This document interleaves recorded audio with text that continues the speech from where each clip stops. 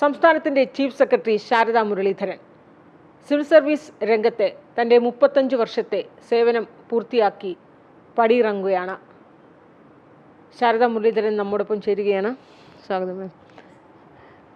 മാം, ഈ 3.5 പതിറ്റാണ്ട് നീണ്ടുനിന്ന സിവിൽ സർവീസ് രംഗത്തെ സേവനം മതിയാക്കി പടിയിറങ്ങുമ്പോൾ ഈ പടിയിറങ്ങുന്ന ഈ ഒരു അവസരത്തിൽ അങ്ങേക്ക് എന്താണ് പറയാനുള്ളത്? നമുക്ക് കേരളം പലതരത്തിലുള്ള പ്രതിസന്ധികളിൽ അതിജീവിച്ചിട്ടുണ്ട്. കുറേയധികം സാധ്യതകൾ ലോകത്തിന് മുൻപാകെ തുറന്ന് കാണിച്ചു കൊടുക്കാനായിട്ടും കേരളത്തിന് സാധിച്ചിട്ടുണ്ട്. അപ്പം നമ്മളുടെ സാമ്പത്തിക പ്രതിസന്ധിക്കുള്ളിൽ നിന്നുകൊണ്ട് തന്നെ ചെയ്യാവുന്ന കുറേയധികം കാര്യങ്ങൾ കേരളം ചെയ്തു. കാലാവസ്ഥാ വ്യതിയാനം കൊണ്ടുണ്ടാകുന്ന പ്രശ്നങ്ങളെ നേരിടുന്നതിന് വേണ്ടിയുള്ള ഒരു സമൂഹാധിഷ്ഠിതമായിട്ടുള്ള റെസ്പോൺസും മിറ്റിഗേഷൻ മെക്കാനിസവും നടപടികളും അഗൈൻ കേരളത്തിൻ്റെ ഒരു കോൺട്രിബ്യൂഷനാണ്. ഇതെല്ലാം ഒരു വലിയ സാധ്യതയ്ക്കുള്ള തുടക്കമാണ് കുറിച്ചിരിക്കുന്നത്. അപ്പോൾ അത് മുന്നോട്ട് പോകുന്നത് കാണാനുള്ള ആകാംക്ഷയോടുകൂടിയാണ് ഞാൻ പടിയിറങ്ങുന്നത്. ചീഫ് സെക്രട്ടറി എന്നതിനപ്പുറത്തേക്ക് അങ്ങയുടെ ഈ 3.5 പതിറ്റാണ്ട് നീണ്ടുനിന്ന ഈ സർവീസ് മേഖല, സിവിൽ സർവീസ് മേഖലയിൽ അങ്ങ് ഏറ്റവും കൂടുതൽ സംതൃപ്തി തോന്നിയൊരു നിമിഷം എപ്പോഴായിരുന്നു? സംതൃപ്തി തോന്നിയ പല നിമിഷങ്ങളുണ്ട്. അതുകൊണ്ട് ഒരു നിമിഷത്തിന് മാത്രം എനിക്ക് ചൂണ്ടിക്കാണിക്കാൻ പറ്റില്ല. SC/ST വകുപ്പുമായിട്ട് ബന്ധപ്പെട്ടുള്ള ജോയിൻറ്റ് സെക്രട്ടറി പ്ലാനിംഗ് ആയിരുന്നപ്പോൾ ജനകീയ ആസൂത്രണത്തിൻ്റെ ആദ്യത്തെ പൂൾഡ് ഫണ്ട് അതിൻ്റെ ഒരു ഫ്രെയിംവർക്ക് ഉണ്ടാക്കിയത് സന്തോഷം തന്നതാണ്. ജില്ലാ പ്ലാനിംഗ് കമ്മിറ്റികൾ എങ്ങനെയാണ് പ്രവർത്തിക്കേണ്ടതെന്നും വനിതാ ഘടക പദ്ധതിയെ സാർത്ഥകമാക്കുന്ന രീതിയിൽ പ്രവർത്തനക്ഷമമാക്കിയതിന് DPC എടുത്ത ഒരു നേതൃത്വത്തിൻ്റെ ഭാഗമാകുന്നതിന് സാധിച്ചു എന്നുള്ളത് വലിയ സന്തോഷം തരുന്ന അതൊരു നിമിഷമാണ്. പിന്നെ കുടുംബശ്രീക്കകത്ത് ഇഷ്ടം പോലെയുള്ള നിമിഷങ്ങളുണ്ട്. അത്തരത്തിൽ തൊഴിലുറപ്പിൻ്റെ അകത്ത് സ്ത്രീകൾ അവരുടേതായിട്ടുള്ള ഒരു വ്യക്തിമുദ്ര പതിപ്പിക്കുന്ന തരത്തിലേക്ക് ഇപ്പം തൊഴിലുറപ്പിന് ദേശീയ തലത്തിൽ തന്നെ അംഗീകാരം വാങ്ങുന്ന വിധത്തിലുള്ള ഇടപെടൽ കൊണ്ടുവന്നത്.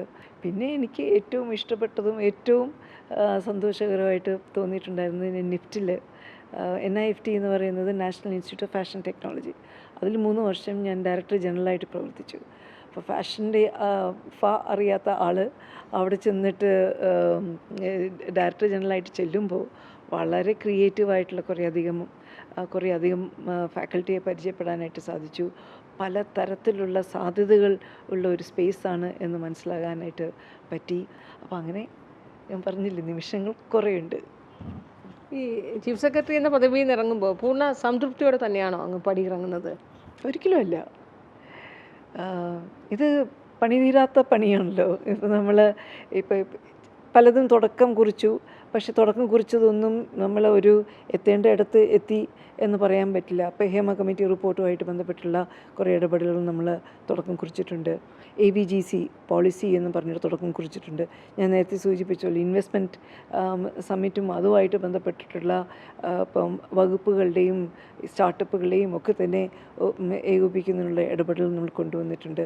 ഇപ്പം അടുത്ത് തന്നെ ഒരു ഇൻസ്പേസ് എന്ന് പറഞ്ഞിട്ട് ഇപ്പം ഡിജിറ്റൽ സ്പേസ് ടെക്നോളജീസിനെ എങ്ങനെ നമുക്ക് പ്രായോഗികമായിട്ട് ഉപയോഗിക്കാനായിട്ട് സാധിക്കും എന്നുള്ളതിൻ്റെ ആശയം ഇത് ചെയ്തിട്ടുണ്ട്. പക്ഷെ ഇതൊന്നും ഒരറ്റത്തേക്ക് കൊണ്ടെത്തിച്ചിട്ടില്ലല്ലോ. ഇതൊക്കെ തുടക്കം കുറിക്കുക. ഈ തുടങ്ങുന്നത് ചിലതൊക്കെ സ്വാഭാവികമായിട്ട് മരിക്കും, ചിലത് മുന്നോട്ട് കൊണ്ടുപോകും. ഏതാണ് പെർസിവിയർ ചെയ്യുക എന്നുള്ളത് അറിയില്ല. അതിൻ്റെ ഒരു ആകാംക്ഷയുണ്ട്. പിന്നെ പലതും നമ്മൾ മനസ്സിൽ കാണുന്നത് പോലെ ആയിരിക്കില്ല ഇനിയുള്ള ഒരു ലീഡർഷിപ്പ് ഇതിനെ മുന്നോട്ട് കൊണ്ടുപോകുന്നത്. അപ്പോൾ അവിടെ ഒന്ന് വിടണം. അത് സാരമില്ല. അത് എങ്ങനെയാണോ ഇപ്പം എന്തായാലും നല്ലത് എന്നുള്ള രീതിയിൽ നമുക്ക് ചിന്തിക്കാനായിട്ട് പറ്റണം. എന്തൊക്കെ പറഞ്ഞായിരുന്നു, ചെറിയ വിഡ്രോയൽ പ്രശ്നം ഉണ്ടാവുകയെ, അത് സാരമില്ല. ഇപ്പം മാലിന്യ സംസ്കരണത്തിനാണെങ്കിലും നല്ല ഒരു എനർജിയും നല്ലൊരു പോയിന്റിൽ നമ്മൾ വന്നെത്തി നിൽക്കുന്നു. പക്ഷെ അത്രത്തോളം തന്നെ ഒരു ഇൻവെസ്റ്റ്മെൻറ്റ് ഉണ്ടെങ്കിൽ മാത്രമേ, ഇൻവെസ്റ്റ്മെൻറ്റ് എന്ന് പറയുന്നത് പൈസയുടെ ഇൻവെസ്റ്റ്മെൻ്റ് ഇല്ല, സമയത്തിൻ്റെയും കമ്മിറ്റ്മെൻറ്റിൻ്റെയും ഇൻവെസ്റ്റ്മെൻറ്റ് ഉണ്ടെങ്കിൽ മാത്രമേ അത് നമ്മൾ വിചാരിക്കുന്നിടത്തേക്ക് അത് പോവുകയുള്ളൂ. അപ്പോൾ അപ്പോൾ ഇങ്ങനെയൊക്കെയുള്ള ഇതൊന്നും പൂട്ടിക്കെട്ടിയിട്ടൊന്നും അല്ല, ഇപ്പം അത് പൂർണ്ണമാക്കിയിട്ടല്ല ഇറങ്ങിപ്പോകുന്നത്. അപ്പോൾ ആ അപൂർണതയുടെ ഒരു ചെറിയ അങ്കലാപ്പോടു കൂടിയാണ് ഇറങ്ങുന്നത്. കുറച്ചു കാലം കൂടി സർവീസിലുണ്ടായിരുന്നെങ്കിലും ഉറപ്പായും അത് പൂർത്തിയാക്കുമെന്ന് ആഗ്രഹിക്കുന്ന കുറേ പ്രോജക്റ്റുകൾ കാണുമല്ലോ. അതിൽ ഈ ഹേമ കമ്മിറ്റി റിപ്പോർട്ട് അടക്കമുള്ള മറ്റു പദ്ധതികളൊക്കെ ഉണ്ടാകുമോ? അല്ല, നല്ലൊരു തുടക്കം കുറിക്കണം. അപ്പോൾ അത് ഇപ്പം മുന്നോട്ട് കൊണ്ടുപോകാൻ പറ്റുന്ന വിധത്തിൽ തുടക്കം കുറിക്കണം എന്നുള്ളതായിരുന്നു. കാരണം അത്രയ്ക്ക് നമുക്കറിയാം, ഇത് സങ്കീർണമായിട്ടുള്ള വിഷയങ്ങളാകുമ്പോഴത്തേക്കും നമ്മളിങ്ങനെ പെട്ടെന്ന് ഇങ്ങനെ ആക്കുന്നത് കൊണ്ട്, അല്ലെങ്കിൽ നമ്മൾ ശ്രദ്ധിക്കുന്നത് കൊണ്ട് മാത്രം അതിൻ്റെ പരിഹാരങ്ങളൊക്കെ ഇപ്പം ഉടനെ ഇങ്ങനെ അച്ചടിച്ച് വരില്ല. അത് അത് നമ്മൾ സമയമെടുത്ത് തന്നെ ചെയ്യേണ്ടുന്ന കാര്യങ്ങളാണ്. പിന്നെ പക്ഷേ ഒരു എന്താണ്, നമ്മുടെ മുന്നിലുള്ള ഒരു ചാലഞ്ച് പലപ്പോഴും അതങ്ങനെയാണ്. ആ സമയം അനുവദിക്കുമോ, നമുക്ക് അനുവദിച്ച് കിട്ടുമോ നോക്കാനും എടുക്കാനും എന്നുള്ളത്. കാരണം പലതരത്തിലുള്ള ഉത്തരവാദിത്തങ്ങളും പലതരത്തിലുള്ള പ്രഷറുകളും പലതരത്തിലുള്ള പ്രയോറിറ്റീസും നമുക്ക് വന്നുകൊണ്ടേയിരിക്കും. അപ്പോൾ അതിൻ്റെ ഇടയിൽ ഇത് നമ്മൾ ഇപ്പം ചിലപ്പോൾ ഇന്ന് പ്രയോറിറ്റി ആയിട്ടിരിക്കുന്നത് നാളെ ആയിരിക്കില്ല, ഇന്ന് പ്രയോറിറ്റി അല്ലാത്തത് നാളെ പ്രയോറിറ്റി ആകും. അപ്പോൾ അങ്ങനെയൊക്കെയുള്ള ഇതിൻ്റെ അകത്ത് ഇപ്പം ഒരു ചീഫ് സെക്രട്ടറിയുടെ മുന്നിൽ വരുന്ന ഒരു വിഷയം, അത് ജില്ലാ കളക്ടർമാർക്കും അനുഭവിക്കുന്ന വിഷയമാണ്. നമ്മൾ എന്തിനെ പ്രയോറിറ്റൈസ് ചെയ്യുന്നു, എത്രത്തോളം പ്രയോറിറ്റൈസ് ചെയ്യുന്നു, അത് നമ്മുടെ സ്വഭാവത്തിനനുസരിച്ചും നമ്മുടെ താല്പര്യത്തിനനുസരിച്ചിട്ടും ആയിരിക്കും. അപ്പോൾ ഒരു chief secretary digital infrastructure prioritise ചെയ്തിരിക്കും, വേറൊരാൾ ജനകീയാസൂത്രണം പ്രയോറിറ്റൈസ് ആയിരിക്കും, മൂന്നാമതൊരാൾ മാലിന്യ സംസ്കരണം പ്രയോറിറ്റൈസ് ആയിരിക്കും, നാലാമതൊരാൾ ഫിനാൻഷ്യൽ ഭദ്രത കൊണ്ടുവരുന്നതായിരിക്കും പ്രയോറിറ്റൈസ് ആയിരിക്കും, അഞ്ചാമതൊരാൾ ഇതിൻ്റെ അകത്ത് സുതാര്യതയും വിജിലൻസും സംവിധാനങ്ങൾ. ഇപ്പം ഒരാൾക്കും എല്ലാം പ്രയോറിറ്റൈസ് ചെയ്യാൻ പറ്റില്ല. അങ്ങനെ ഇപ്പോൾ വിരമിച്ചതിന് ശേഷം എന്തെങ്കിലും പ്ലാൻ ചെയ്തിട്ടുണ്ടോ, ഇനി എങ്ങനെയാകണം എന്നുള്ളത്, അല്ലെങ്കിൽ ഇനി ഭാവി ജീവിതം എങ്ങനെയാകണം എന്നതിനെക്കുറിച്ച് എന്തെങ്കിലും പ്ലാൻ ചെയ്തിട്ടുണ്ടോ? ഇനി പ്ലാൻ ചെയ്യണം. ഇപ്പോൾ ആദ്യം എനിക്ക് ഇതുള്ളത്, ഇപ്പം നമ്മൾ ഈ സർവീസിൻ്റെ ഭാഗമായിട്ട് വഴിയാധാരമാക്കിയിട്ടുള്ള ചില ആഗ്രഹങ്ങൾ അതൊക്കെ തിരിച്ചു പിടിക്കണം എന്നുള്ളതാണ്. യാത്ര ചെയ്യണം, എഴുതണം, വായിക്കണം, പാട്ട് പഠിക്കണം, അങ്ങനെ കുറേ സ്വപ്നങ്ങളുണ്ട്. ആ സ്വപ്നങ്ങളുടെ പുറകെ ഇപ്പോൾ ഇനിയിപ്പോൾ നമുക്കൊരു സാവകാശത്തോടു കൂടി ആ സ്വപ്നങ്ങൾ പിന്തുടരണം എന്നുള്ളതാണ് താല്പര്യം. ഈ സർവീസിൽ ഇരിക്കുന്ന സമയത്ത്, പ്രത്യേകിച്ച് ചീഫ് സെക്രട്ടറി ആകുന്ന അവസാന സമയത്ത്, ചീഫ് സെക്രട്ടറി ആയി കഴിഞ്ഞു, ആ പടിയിറങ്ങുന്ന അവസാന സമയത്താണ് അങ്ങ് വ്യക്തിപരമായി ഉണ്ടായ ഒരു വേദന പങ്കുവെച്ച് സോഷ്യൽ മീഡിയയിൽ വലിയ രീതിയിൽ അത് സമൂഹത്തിലൊരു ചർച്ചയ്ക്ക് ഇടം നൽകിയ ഒരു പരാമർശമൊക്കെ ആയിരുന്നു, ഒരു അനുഭവമായിരുന്നു. അതിനുശേഷം ആ ഒരു അനുഭവം പങ്കുവെച്ചപ്പോൾ ഒരു മാസമൊക്കെ പിന്നിടുന്നു. ഇപ്പോൾ എന്താണ് മാമിന് തോന്നുന്നത്, അതിൻ്റെ ഒരു റിയാക്ഷൻ ഉണ്ടായപ്പോൾ അത് ഏതെങ്കിലും രീതിയിൽ എവിടെയെങ്കിലുമൊക്കെ സ്വാധീനിച്ചിട്ടുണ്ടെന്ന് തിരിച്ചറിയുന്നുണ്ടോ? സ്വാധീനിച്ചിട്ടുണ്ട് എന്ന് തന്നെയാണ് എൻ്റെ വിശ്വാസം. ഈ പലപ്പോഴും നമ്മൾ ഈ സാമൂഹിക തലത്തിൽ മൊത്തം ഒരു കമ്മ്യൂണിറ്റിയുടെ മനംമാറ്റം വരുന്നതിന് ഈ ചില ചുവടുകൾ നമ്മൾ മുന്നോട്ട് വെക്കും, ചിലത് പുറകോട്ട് പോകും, അതങ്ങനെ ബാക്ക് ആൻഡ് ഫോർത്തായിട്ട് വരും. പക്ഷെ ഓരോ ചെറിയ ചുവട് വെപ്പും ഒരു ചെറിയ തീ കൊളുത്തുകയാണ്. ആ തീ ഇപ്പം ഉണ്ടാകുന്ന പല തീകളും ഉണ്ടാകുന്നു, പിന്നെ അണഞ്ഞു പോകുന്നു, പക്ഷെ അതിൻ്റെ പാട് അവശേഷിക്കും. അപ്പോൾ അതുകൊണ്ട് തന്നെ അത് ഒരു മാറ്റത്തിൻ്റെ ഭാഗമായിട്ട് നിൽക്കും. അപ്പോൾ അങ്ങനെ ഒരു കളറിസത്തിനെ സംബന്ധിച്ചിട്ടുള്ള ഒരു ചർച്ച പെട്ടെന്ന് ഞാൻ പ്രതീക്ഷിച്ചതിനപ്പുറത്തേക്കും വലിയൊരു ചർച്ചയായിട്ട് ഉണ്ടായി എന്നുള്ളൊരു സന്തോഷമുണ്ട്.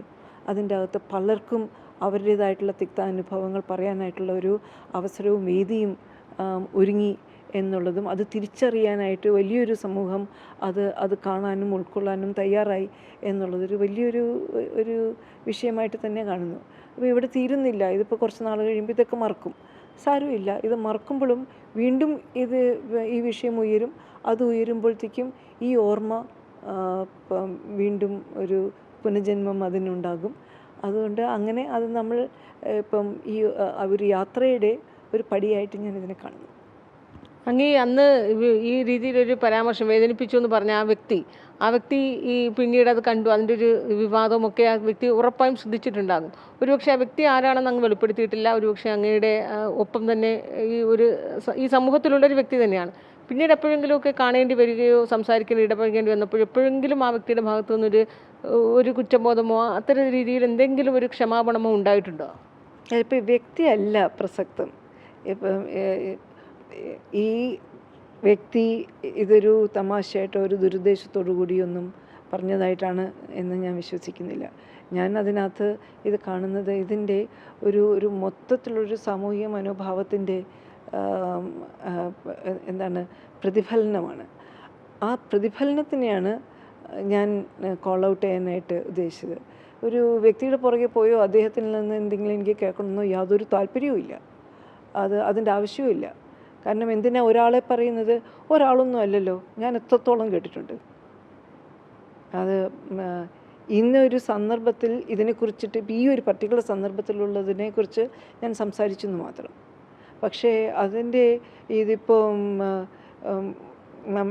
നമ്മുടെ വീടുകളിൽ നിന്ന് തന്നെ തുടങ്ങുന്നു, നമ്മുടെ ചുറ്റുപാടുകളിൽ നിന്ന് ഇപ്പോൾ അത് തുടരുന്നു, നമ്മുടെ സുഹൃത്ത് വലയങ്ങളുടെ അകത്ത് അതുണ്ട്, നമ്മുടെ ഇപ്പോൾ ഔദ്യോഗിക ജീവിതത്തിൻ്റെ അകത്തും ഇതിൻ്റെയൊക്കെ അടിയൊഴുക്കുകൾ ഇഷ്ടം പോലെയുള്ളതല്ലേ.